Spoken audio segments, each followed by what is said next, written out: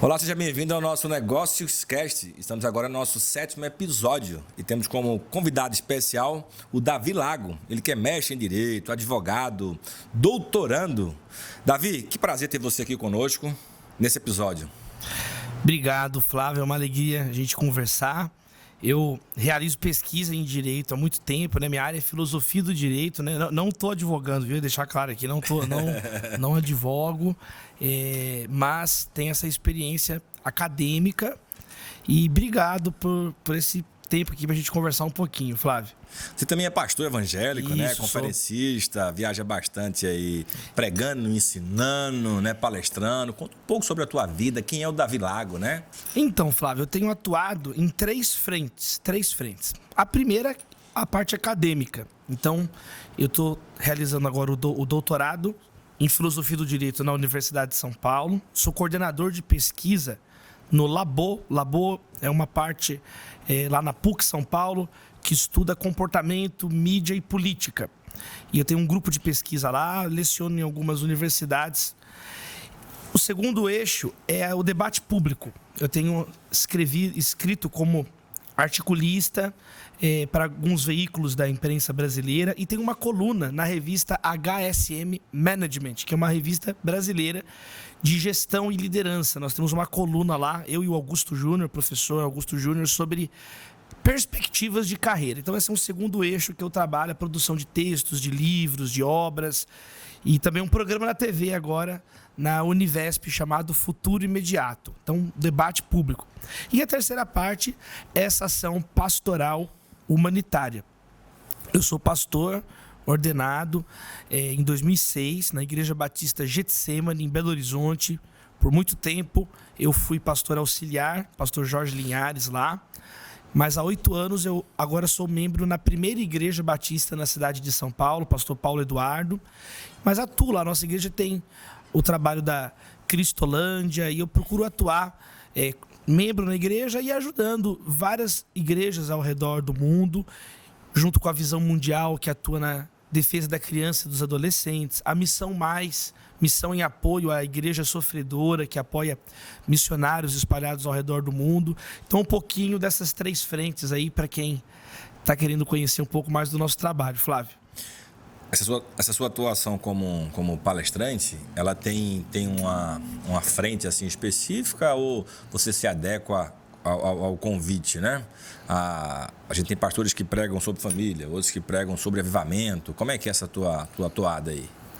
Então, nessas 3 áreas que eu tenho experiência para falar, eu tenho várias, como a gente fala, agendas passivas. Eu recebo convites espontâneos, as pessoas mandam muitos convites acadêmicos, que são os temas que a gente está tratando relacionados à democracia, situação política do Brasil. Então, tem uma série de convites que é para essa área.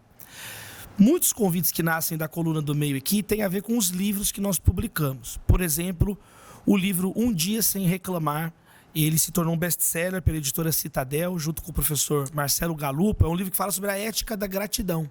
Então, várias empresas, vários lugares nos chamam para a gente conversar. O livro foi traduzido agora, inclusive, para o espanhol. Nós vamos lançar em abril de 2023, na Feira do Livro de Buenos Aires. Então, tem uma demanda muito grande, né? As pessoas estão viciadas em reclamar. Então, tem várias palestras falando sobre comportamento, recursos humanos.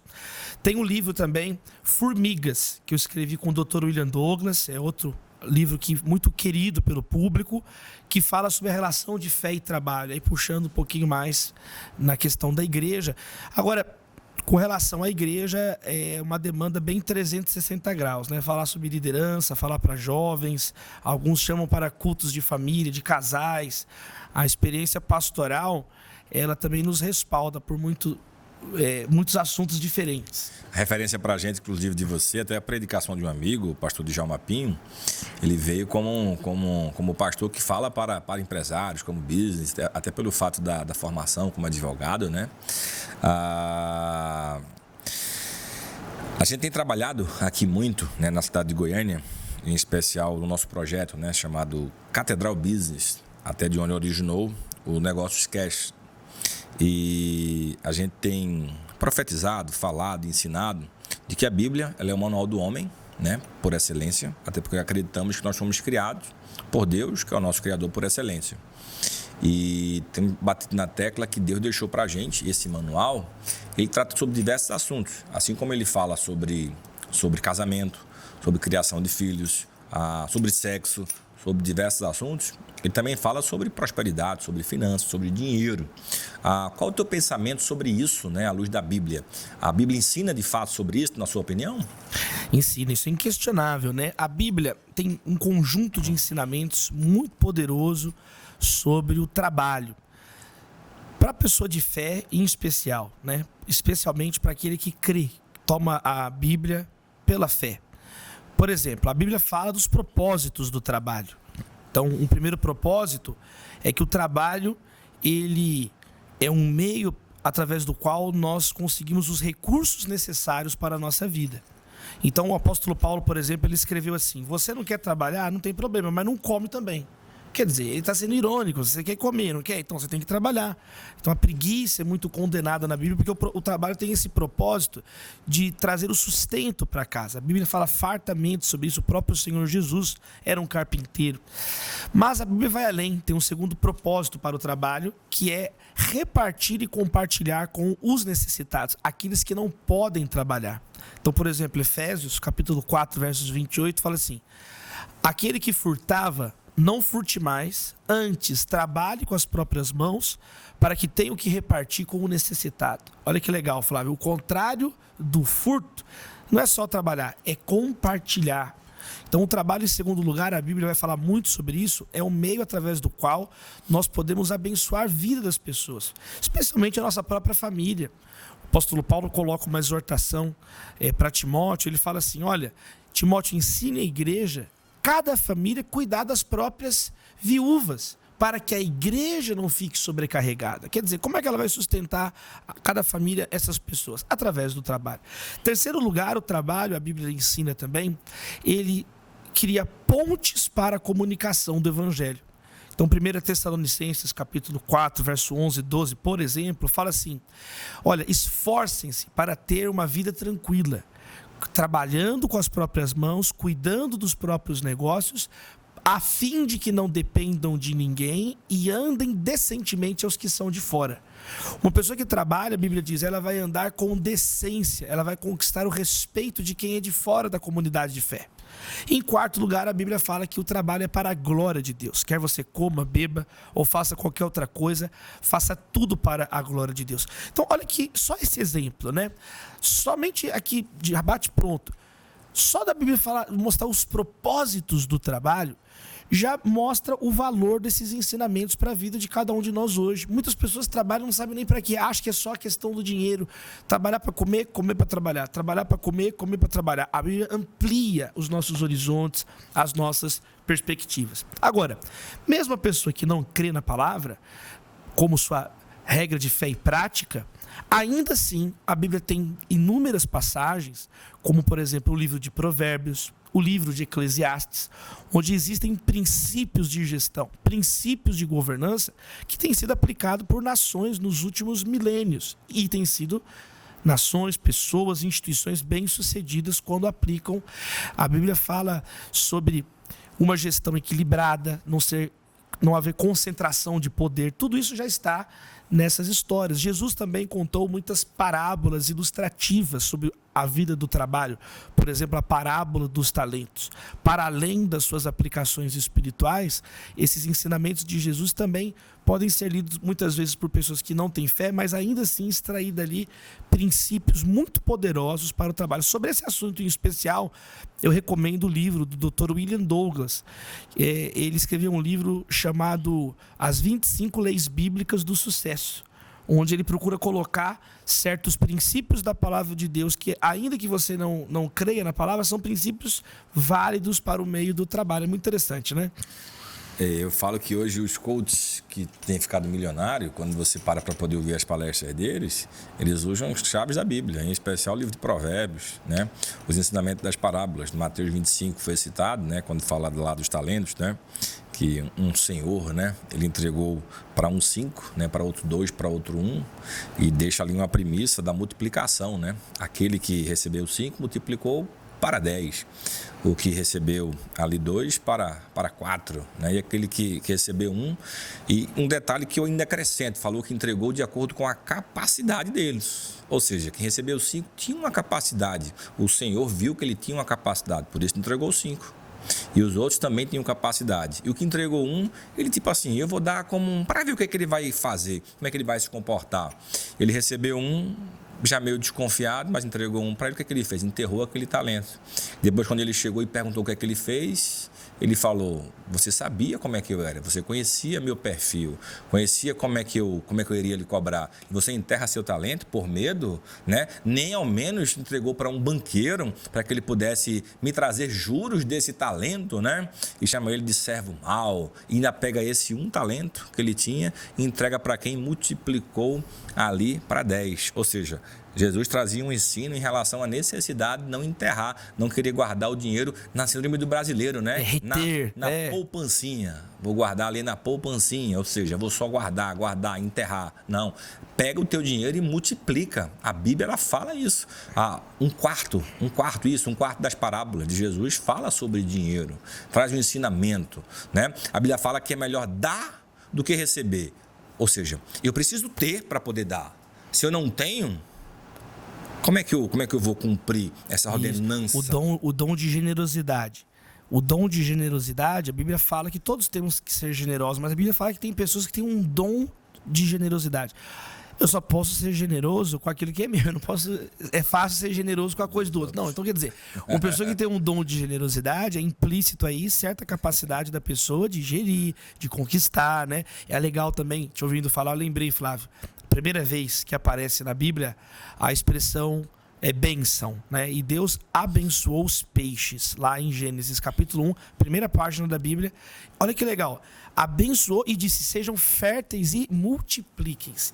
Então, bênção tem a ver com multiplicar. Muitas pessoas, né, pensam que bênção é reter, bênção é segurar. Desde o início, bênção tem a ver com crescer, multiplicar. Então é muito legal. Né? Muito legal. A multiplicação em relação a filhos, né? Sempre está associada à bênção. A gente, como foi falado, né? Temos o evento Federal Business e você palestrou, né? Inclusive, estamos gravando aqui, gente, após o Davi ter palestrado. Estou um pouquinho rouco, gente. Desculpa a rouquidão. Você vai poder assistir, vai estar gravado. Depois procura lá no nosso canal do YouTube da nossa igreja. Vai estar lá gravado.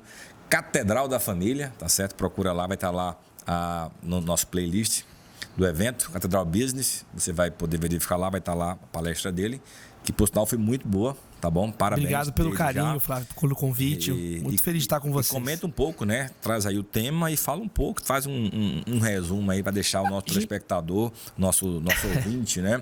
Aí com gostinho aí, né? Na boca. A gente conversou um pouquinho sobre o fator excelência. Partimos da leitura de Provérbios 22, verso 29.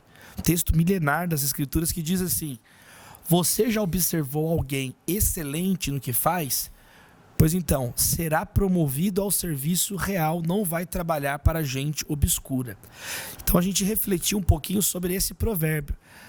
As pessoas estão de olho no que nós estamos fazendo, não só de olho, estão nos avaliando na vida profissional. Não apenas na vida profissional, mas como cidadãos, como pais, como maridos. Nós somos observados e avaliados, quer nós gostemos ou não. E a pergunta é, será que as pessoas estão vendo em nós pessoas que são péssimos profissionais, medíocres, fazem tudo na média, ou excelentes, né? A ideia de excelência, aquilo que tem valor, aquilo que vai além do normal, entregar algo a mais. E a gente conversou um pouquinho algumas perguntas que nós podemos nos fazer para sermos mais excelentes. Então, uma pergunta legal é, eu sou excelente só na frente dos outros ou quando não tem ninguém vendo? Então, a gente falou um pouquinho sobre ter um caráter excelente, né? A excelência não é só para o outro ver, quer dizer, é certo senso de autorrespeito, de dignidade, de valores que nós carregamos. Uma segunda pergunta é, o meu trabalho com o tempo se torna mais excelente? Ou será que o tempo passa e eu faço tudo do mesmo jeito ou até pior do que eu fazia antes, sem paixão, não evoluí, não melhorei? Então, é o aspecto da continuidade, né, do nosso trabalho, de aprender com os erros, de perseverar. Então, a gente falou um pouquinho sobre o caráter da excelência, sobre a continuidade na excelência. E a terceira e última pergunta que nós podemos nos fazer é: peraí, eu tenho ouvidos abertos para a excelência? Será que eu sou alguém capaz de ouvir uma crítica? Como que eu reajo? Ou eu sempre me defendo, me autojustifico, sempre estou certo, né? O maior erro na carreira, tem essa velha frase, o maior erro em uma carreira é achar que está sempre certo nela, né? Então, quer dizer, falamos um pouquinho sobre esse outro aspecto do conselho. Então, caráter, continuidade e conselhos que nos levam à excelência. Davi, para a gente poder finalizar aqui, você tem alguns livros, né? Como é que as pessoas podem adquirir esses livros seus, caso eles... Flávio, é muito simples. Os livros estão na Amazon. Talvez seja o jeito mais simples de adquiri-los. Colocar meu nome.